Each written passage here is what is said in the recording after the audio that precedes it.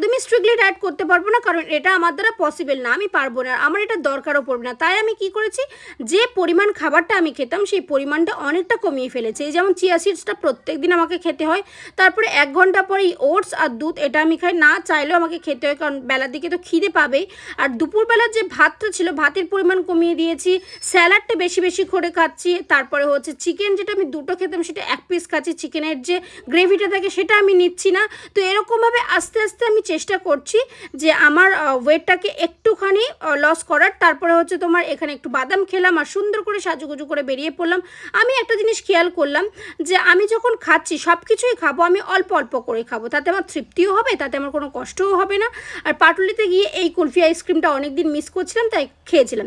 তো রবিবার মানেই তো একটু চিট ডে, তাই একটু নুডলস আর একটু চিলি চিকেন নিয়েছিলাম, এটা অল্প খেয়েছিলাম। আর রাত্রেবেলা অল্প করে ফ্রাইড রাইসকে ঘুমিয়ে পড়েছিলাম।